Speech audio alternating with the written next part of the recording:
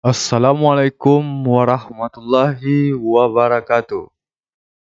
Pada pertemuan ini, di mata kuliah Manajemen Sumber Daya Manusia di Sektor Publik, kita akan membahas tentang pengembangan karir pegawai. Baiklah, langsung saja ke dalam materi. Yang pertama yaitu pengertian pengembangan perkembangan karir. Perkembangan karir pada dasarnya berorientasi pada perkembangan organisasi atau perusahaan dalam menjawab tantangan bisnis di masa mendatang. Setiap organisasi atau perusahaan harus menerima kenyataan bahwa eksistensinya di masa depan tergantung pada sumber daya manusia. Pengertian ini menurut Nawawi. Selanjutnya, menurut Anoraga, karir dalam arti sempit adalah sebagai upaya mencari nafkah, mengembangkan profesi, dan meningkatkan kedudukan. Sedangkan dalam arti luasnya adalah sebagai langkah maju sepanjang hidup atau mengukir kehidupan seseorang. Menurut Handoko, karir adalah semua pekerjaan jabatan yang ditangani atau dipegang selama kehidupan kerja seseorang. Menurut Sadeli Samsudin, mendefinisikan pengembangan karir adalah suatu usaha meningkatkan kemampuan teknis, teoritis, konseptual, dan moral karyawan sesuai dengan kebutuhan pekerjaan atau jabatan melalui pendidikan dan latihan. Selanjutnya, eh, menurut Nawawi, pengembangan karir adalah suatu rangkaian atau urutan posisi atau jabatan yang ditempati seseorang selama masa kehidupan tertentu. Pengertian ini menempatkan posisi atau jabatan seseorang pekerja di lingkungan suatu organisasi atau perusahaan sebagai rangkaian dari posisi atau jabatan yang ditempatnya selama masa kehidupannya. Menurut Mangkunegara, berpendapat bahwa pengembangan karir adalah aktivitas kepegawaian yang membantu karyawan merencanakan karir masa depan mereka di perusahaan agar perusahaan dan pegawai yang bersangkutan dapat mengembangkan diri secara maksimum. Jadi dari pengertian pengembangan karir di atas, pekerja dan organisasi atau perusahaan mempunyai peran masing-masing dalam usaha pengembangan karir. Pekerja mempunyai tugas berupa perencanaan karir dan organisasi atau perusahaan mempunyai tugas memberikan bantuan berupa program-program pengembangan karir agar pekerja yang potensial dapat mencapai setiap jenjang karir sejalan dengan usaha mewujudkan perencanaan karirnya. Untuk materi selanjutnya adalah tujuan pengembangan karir. Yang pertama adalah membantu dalam mencapai tujuan individu dan perusahaan. Pengembangan karir membantu pencapaian dalam tujuan perusahaan dan tujuan individu. Yang kedua, menunjukkan hubungan kesejahteraan pegawai. Perusahaan merencanakan karir pegawai dengan meningkatkan kesejahteraan pegawai agar pegawai lebih tinggi loyalitasnya. Itu adalah tujuan yang kedua. Untuk selanjutnya adalah membantu pegawai menyadari kemampuan potensi mereka. Jadi pengembangan karir dapat membantu menyadarkan pegawainya akan kemampuannya untuk menduduki suatu jabatan tertentu sesuai dengan potensi dan keahliannya. Yang keempat adalah memperkuat hubungan antara pegawai dan perusahaan. Yang kelima, membuktikan tanggung jawab sosial. Hal ini mengatakan bahwa pengembangan karir adalah suatu cara menciptakan iklim-iklim kerja yang positif dan pegawai-pegawai menjadi bermental sehat. Selanjutnya adalah yang keenam, membantu memperkuat pelaksanaan program-program perusahaan. Yang selanjutnya yang G, mengurangi turnover dan biaya kepegawaian. Jadi maksudnya di sini pengembangan karir dapat menjadi turnover rendah dan begitu pula biaya kepegawaian menjadi lebih efisien. Turnover di sini adalah maksudnya mengundurkan diri, pegawai atau karyawan yang mengundurkan diri. Yang selanjutnya adalah tujuan selanjutnya mengurangi keusangan profesi dan manajerial. Jadi pengembang karir dapat menghindari dari keusangan dan kebosanan profesi dan manajerial. Untuk selanjutnya menggiatkan analisis dari keseluruhan pegawai. Yang selanjutnya adalah menggiatkan suatu pemikiran jarak waktu yang panjang. Maksudnya di sini adalah pengembangan karir berhubungan dengan jarak waktu yang panjang. Hal ini karena penempatan suatu posisi jabatan memerlukan persyaratan dan kualifikasi yang sesuai dengan posisinya. Jadi untuk selanjutnya yaitu tahap-tahapan pengembangan karir. Sebagai orang yang mengembangkan karir, sebagai promosi, maksudnya di sini sebagian orang yang mengembangkan karir sebagai promosi di dalam organisasi, kata karir dapat dipandang dari beberapa perspektif yang berbeda. Dari suatu perspektif, karir merupakan urutan-urutan posisi yang diduduki oleh seseorang selama masa hidupnya.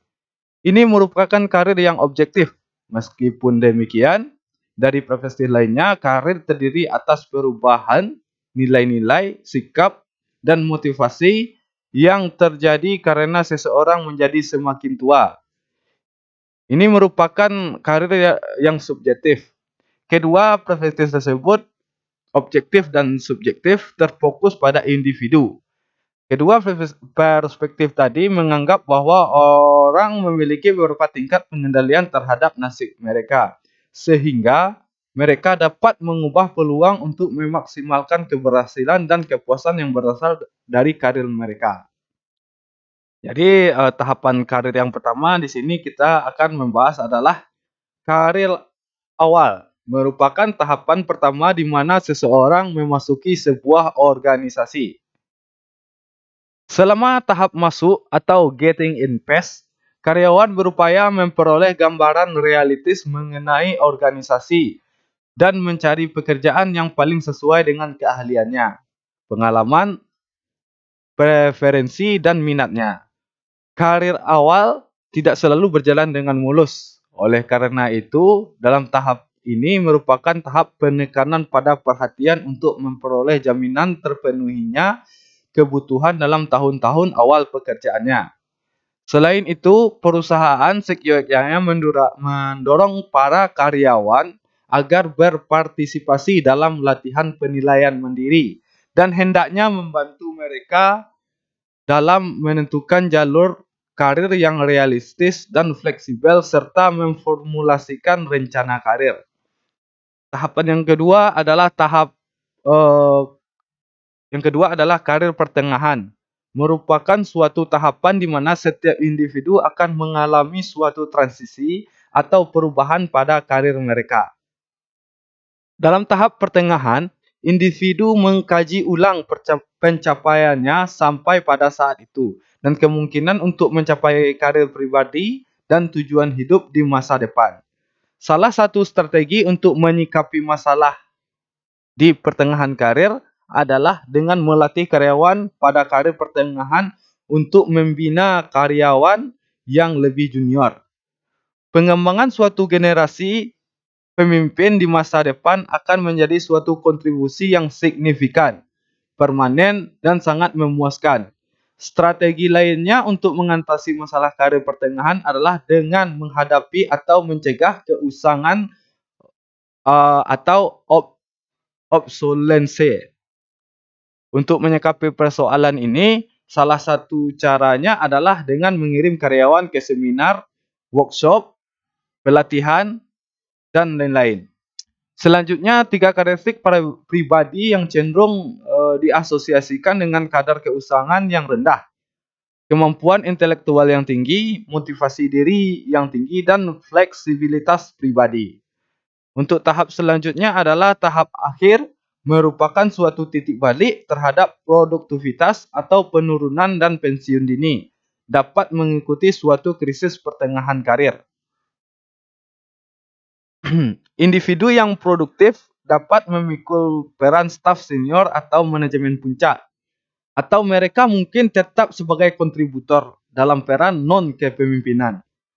Bagi sebagian besar karyawan atau pegawai, tugas-tugas utama periode karir akhir adalah agar tetap produktif dan menyiapkan diri untuk pensiun yang efektif, untuk menyesuaikan diri dengan karir akhir secara berhasil. Individu seyogyanya menjaga sikap positif, berpikir ke depan, dan menerima dukungan sosial dari kerabat kerja, suami atau istri. Karyawan yang berada di penghujung karir sebaiknya terlibat dalam perencanaan jangka panjang finansial dan mencari waktu bersenang-senang dengan pasangan hidupnya serta merencanakan pensiunnya dengan hati-hati. Baiklah, yang tadi adalah merupakan tahap-tahap pengembangan karir. Selanjutnya kita akan masuk ke proses pengembangan karir. Oh, banyak orang yang menganggap bahwa karir sama dengan kemajuan dalam suatu organisasi. Karir mengandung dua fokus utama, yaitu fokus internal dan fokus eksternal. Fokus internal menunjuk kepada cara seseorang memandang karirnya, sedangkan fokus eksternal menunjuk kepada rangkaian kedudukan yang secara aktual diduduki oleh seorang pekerja. Untuk memahami perkembangan karir dalam suatu organisasi dibutuhkan pengujian atas dua proses utama, yaitu yang pertama adalah career planning. Career planning bagaimana orang merencanakan dan mewujudkan tujuan-tujuan karirnya sendiri. Ini merupakan suatu usaha yang sengaja dilakukan oleh seseorang untuk menjadi lebih sadar dan tahu akan keterampilannya sendiri, kepentingan, nilai peluang, hambatan, pilihan, dan akibat-akibatnya. Proses ini mencakup upaya pengidentifikasian sasaran dan atau tujuan yang terkait dengan karir dan penetapan rencana guna mewujudkan tujuan tersebut. Yang selanjutnya adalah karir manajemen. Proses ini menunjuk kepada bagaimana organisasi mendesain dan melaksanakan program pengembangan karirnya. Proses ini lebih merupakan usaha formal, terorganisir, dan terencana untuk mencapai keseimbangan antara keinginan karir individu dengan persyaratan tenaga kerja organisasi. Jadi lebih merupakan suatu mekanisme untuk mewujudkan kebutuhan sumber daya manusia masa kini dan masa yang akan datang. Untuk selanjutnya adalah bentuk-bentuk pengembangan karir. Bentuk-bentuk pengembangan karir tergantung pada jalur karir yang direncanakan oleh masing-masing organisasi. Bagaimana suatu perusahaan menentukan suatu jalur karir bagi karyawannya tergantung pada kebutuhan dan situasi perusahaan itu sendiri atau instansi itu sendiri. Namun, begitu umumnya yang sering dilakukan instansi atau perusahaan adalah melalui pendidikan dan pelatihan, promosi serta mutasi. Pengertian mengenai ketiga hal tersebut dapat dijelaskan di bawah ini. Jadi yang pertama adalah pendidikan dan latihan.